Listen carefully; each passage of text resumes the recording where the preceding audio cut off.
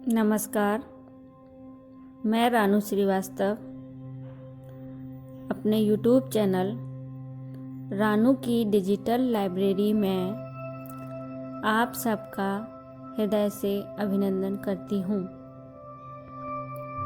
जैसा कि आज 12 जनवरी है, युवा दिवस, जो कि स्वामी विवेकानंद जी की जयंती है। वे युवाओं के प्रेरणा स्रोत माने जाते हैं, इसलिए उनके जन्मदिन को युवा दिवस के रूप में मनाया जाता है। 12 जनवरी 1963 के दिन कलकत्ता के एक मध्यम वर्गीय परिवार में स्वामी जी का जन्म हुआ। इनके पिता विश्वनाथ दत्त कलकत्ता हाई कोर्ट में वकील थे तथा माता भुवनेश्वरी देवी धर्मपरायण गृहिणी थीं। बचपन का इनका नाम नरेंद्र दत्त था। स्वामी विवेकानंद नाम इनका संन्यास लेने के बाद पड़ा है। इनके जीवन परिचय को और अधिक विस्तार न देते हुए, रटी रटाई बातें न दोहराते हुए, आज मैं इनके जीवन की कुछ घटनाओं को अपनी वीडियो के माध्यम से आप लोगों के सामने लेकर आई हूँ, जिनसे हर युवा, हर बच्चे को प्रेरणा लेनी चाहिए। बचपन से ही स्वामी जी को अपनी माँ के मुख से रामायण एवं महाभारत की कहानियाँ सुनना बहुत अच्छा लगता था। रामायण सुनते सुनते उनका सरल शिशु हृदय भक्ति रस से भर जाता था। एक बार जब उन्होंने अपनी माँ भुवनेश्वरी देवी से सुना कि हनुमान जी अमर हैं, वे अभी भी जीवित हैं, ये बात उनके मन में इस तरह बैठ गई कि एक दिन जब उन्होंने पंडित जी से सुना कि हनुमान जी को केला बहुत पसंद है, तो उनका बाल मन अपने आप को रोक ना सका और पंडित जी से पूछ ही लिया, क्या हनुमान जी को केले के बगीचे में देख सकता हूँ? पंडित जी ने उनका बचपना समझकर हाँ कर दिया। अब नरेंद्र नाथ तुरंत केले के बगीचे में चले गए और एक केले के पेड़ के नीचे बैठकर हनुमान जी की प्रतीक्षा करने लगे। काफी समय बीत गया पर हनुमान जी नहीं आए। अंत में लाचार होकर अधिक रात बीतने पर निराश हो घर लौट गए। सारी घटना अपनी माँ को बताई और पूछा, हनुमान जी वहाँ क्यों नहीं आए? बालक के मन को अविश्वास का आघात न लगे, इसलिए माँ ने कहा, दुख न करो, संभव है आज हनुमान जी श्री राम के काम से कहीं दूसरी जगह गए हों, किसी और दिन मिल जाएंगे। माँ के मुख से आशा भरी बात सुनकर बालक नरेंद्र का मन शांत हो गया, किंतु हनुमान जी के प्रति उनका सद्भाव कभी कम नहीं हुआ। यह कहना अतिशयोक्ति न होगा कि बालक नरेंद्र के चरित्र में जो भी महान और सुंदर था, वह उनकी सुशिक्षित तथा उच्च विचारशील माता की शिक्षा का ही परिणाम था। बच्चों में किसी भी प्रकार की हीनता न आए, इस विषय में वे सदा सतर्क रहती थीं। कहा भी गया है कि माता बच्चे की प्रथम गुरु होती है और बच्चा एक कोरी स्लेट की तरह होता है। पहली बार माता जैसी शिक्षा उसको देती है, उसके व्यक्तित्व पर उसकी छाप सदैव के लिए बन जाती है। एक दूसरी घटना तब की है जब ये विद्यालय में पढ़ने जाते थे। स्वामी विवेकानंद प्रारंभ से ही एक मेधावी छात्र रहे थे और सभी लोग उनके व्यक्तित्व और वाणी से प्रभावित थे। जब वो अपने साथी छात्रों से कुछ बताते तो सब मंत्रमुग्ध होकर उन्हें सुनते थे। एक दिन कक्षा में वो कुछ मित्रों को कहानी सुना रहे थे। सभी उनकी बातें सुनने में इतने मग्न थे कि उन्हें पता ही नहीं चला कि कब मास्टर जी कक्षा में आ गए और पढ़ाना शुरू कर दिया। मास्टर जी ने अभी पढ़ाना शुरू ही किया था कि उन्हें कुछ फुसफुसाहट सुनाई दी। कौन बात कर रहा है? मास्टर जी ने तेज आवाज में पूछा। सभी छात्रों ने स्वामी जी और उनके साथ बैठे छात्रों की तरफ इशारा कर दिया। मास्टर जी क्रोधित हो गए। उन्होंने तुरंत उन छात्रों को बुलाया और पाठ से संबंधित प्रश्न पूछने लगे। जब कोई भी उत्तर नहीं दे पाया, तब अंत में मास्टर जी ने स्वामी जी से वही प्रश्न किया। स्वामी जी तो मानो सब कुछ पहले से ही जानते थे। उन्होंने आसानी से उस प्रश्न का उत्तर दे दिया। यह देखकर मास्टर जी को यकीन हो गया कि स्वामी जी पाठ पर ध्यान दे रहे थे और बाकी छात्र बातचीत में लगे हुए थे। फिर क्या था, उन्होंने स्वामी जी को छोड़ सभी बच्चों को बेंच पर खड़े होने की सजा दे दी। सभी छात्र एक एक करके खड़े होने लगे। तब स्वामी जी ने भी यही किया। यह देख मास्टर जी बोले, नरेंद्र तुम बैठ जाओ। स्वामी जी बोले, नहीं सर, मुझे भी खड़ा होना होगा, क्योंकि वो मैं ही था जो इन छात्रों से बात कर रहा था। स्वामी जी ने आग्रह किया। सभी उनकी सच बोलने की हिम्मत देख बहुत प्रभावित हुए। स्वामी जी के जीवन की एक तीसरी घटना तब की है जब वे मात्र 6 साल के थे और अपने साथियों के साथ मेला देखने गए थे।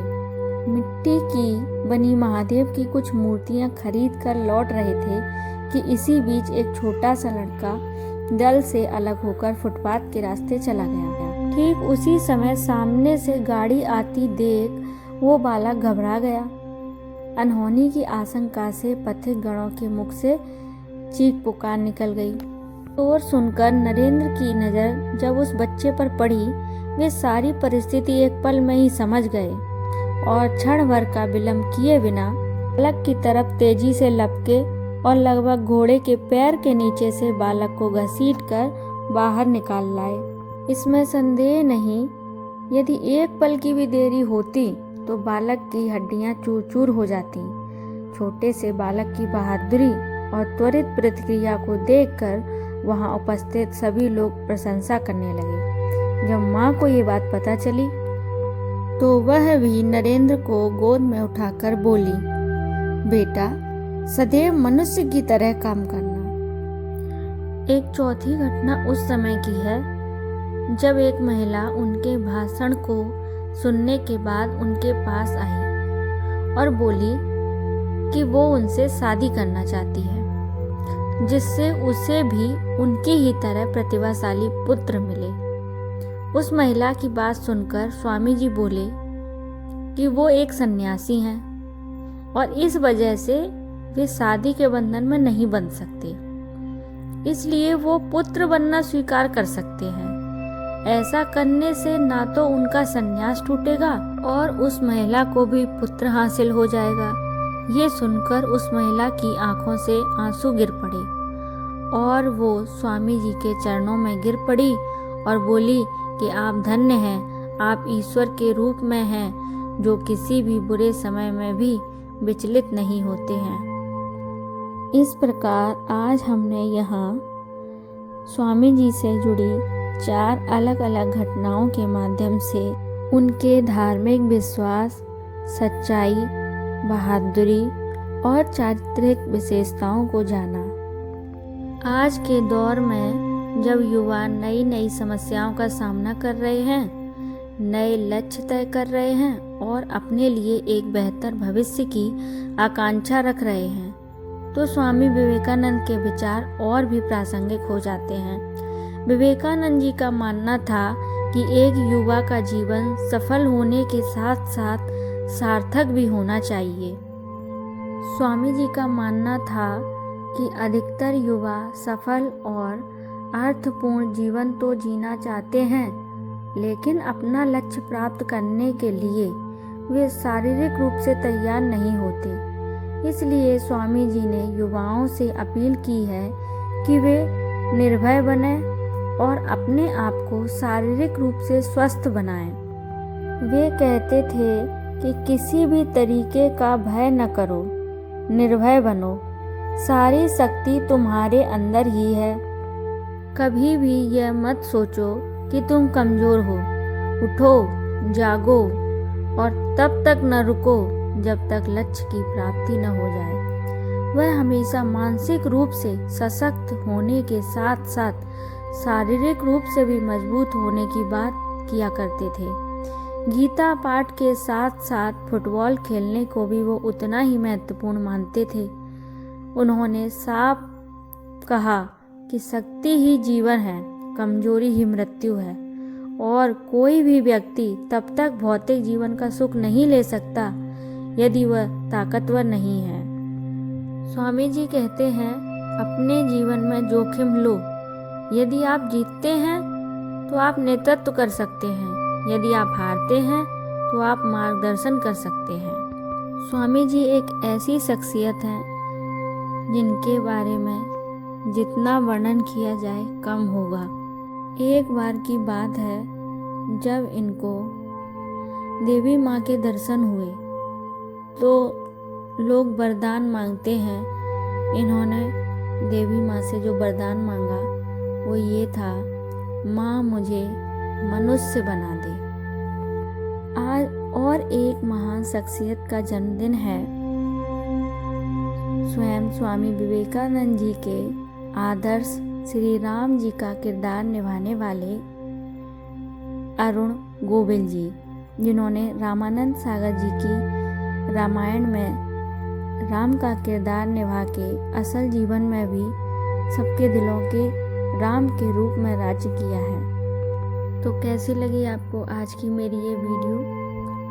यदि अच्छी लगे तो लाइक करें, जिन्होंने चैनल को सब्सक्राइब नहीं किया है तो वे सब्सक्राइब करें और अन्य लोगों में भी शेयर करें। वीडियो को अंत तक देखने के लिए धन्यवाद।